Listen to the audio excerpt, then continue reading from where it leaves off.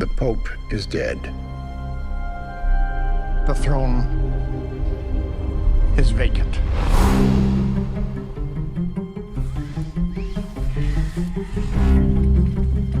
What happened? They say a heart attack. You know how rumor spreads, and 1.25 billion souls watching. Well thought, no, Lawrence. It seems the responsibility for the Conclave falls upon you. Hey, howdy, hey, people of the internet. Wolfman 4 Dash here, dressed in my outdoor wear because I am about to go out very shortly.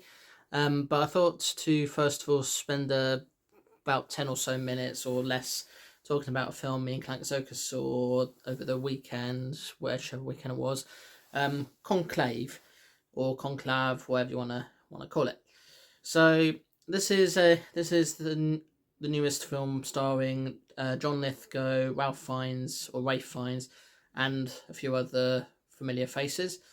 And I watched this with Clank because I was kind of curious about it and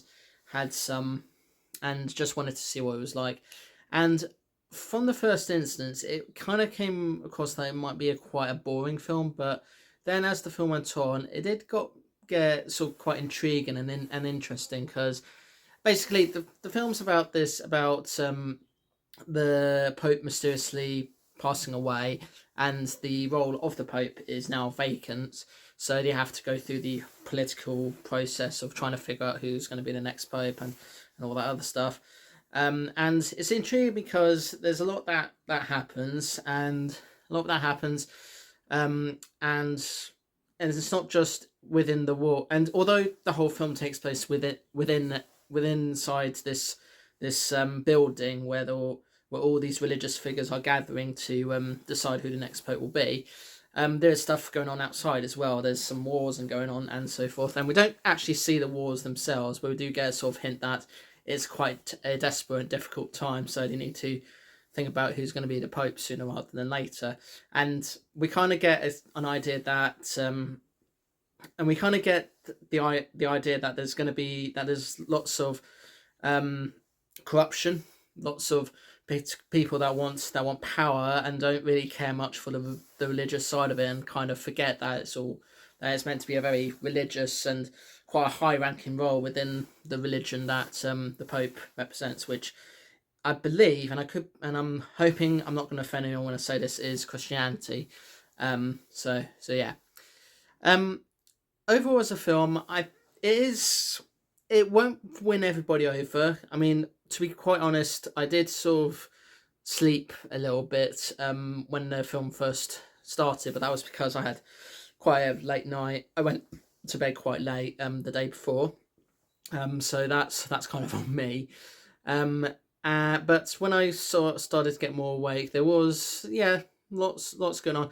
And what I think is great about this film is that not everybody in the film speaks English. Some people do speak different languages, rather than just straight up English. But they do sort of switch between English and so forth as it goes on, because I think I do kind of like films where they're trying to say things in a different language, and then when they do start speaking English, it's kind of us sort of hearing them speak in our language, even though they might be speaking a different language in reality. And I think that's a great thing to do. It might be annoying to some people, but I do kind of like it if it's executed well. So yeah. I think the costume designs are really good. They do definitely represent high-ranking religious figures. So yeah. I like the sort of buildings that they go in. It's not like they're not, the buildings aren't too in your face or whatever. They just feel just about right, and I really like them. And yeah, it's just a okay film. I don't think it's going to be a film that I'll be seeing again, because most of these films where you get a hint of what's going on, but sometimes you just get just trying your best to be invested, but you can't always get invested. It's definitely one of those films where you're either very invested in the film or not, depending on how you feel about films where there is stuff happening, but not a lot is happening to begin with, and then all of a sudden stuff starts to happen. So yeah. trying to think if there's anything else to say about the film. The people are right when they say Ralph Fiennes has a career, has does the best performance of his career. He does do a really good job in this film. But honestly, any film I see him in, he's always like the best part of the film. Whether it's being a dark wizard, Voldemort, being a twisted chef, being a spy, or anything like that. He's always among the best parts of a film, even if the film's really, really bad. And with John Lithgow, he does play a kind of, he's not really a villain per se, but he does play a sort of role that does make him out to be a bit of a villain in this film. And of course, it's not the first time he's been a villain, because let's not forget Lord Farquaad, or Fuckwit, from Shrek. I forget that, I know there's this other American actor in the film, and I forget his name, but I've seen him in a lot of things, and I think he plays his part really well here. And most of the cast do sort of speak their native tongue, and use accents and everything. Although, as I said earlier, some will speak in different languages. And don't worry, there are subtitles, so don't worry, they are there, so you get and understand what's being said. Well, apart from some things, like there was this there's this sort of thing at the beginning where when a person passes away, some people do this thing where they hold hands and they say some words and everything. And in this, and at that point in the film, and this was quite early on in the film, they weren't really talking English, and there wasn't any subtitles. So, but I think for that sort of thing, that's fine, because they're just sort of giving their blessing and everything to this corpse. And yeah, here's what it is. It's not an action-packed film, and it's not an action-packed film. It doesn't really contain much swearing in it, because all these characters are religious characters. Swearing is not really allowed, but you do sort of get a sense that they might be swearing in some other kind of way. So yeah, so I'm gonna give Conclave, whatever you want to call it, 4 stars. It's good if you're into sort of films that have an unsettling atmosphere and have a bit of a sense of there's some twists and turns and stuff's going down and everything.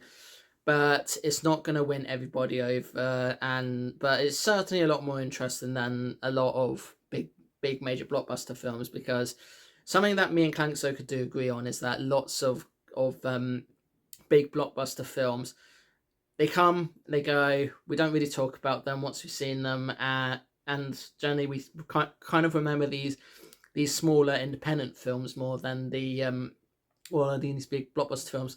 I'm not saying Conclave is a film that no one will remember, or is an indie film, but it was made by some studios that are not like major studios or associated major studios. So yeah, do give it a chance though, because lots of these smaller films never really kind of get to the sort of box office that these bigger films get. So, give them a chance when you can. So yeah. All right, thank you so much for watching. Please subscribe if you'd like to see more of my videos and other content. I upload videos at various times daily in BST/GMT time zone.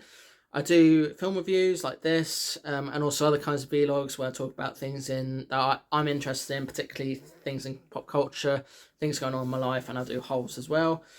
I also do gameplay stuff, so gameplay videos where it's just straight up gameplay and nothing else, but some memes and editing thrown in for good measure.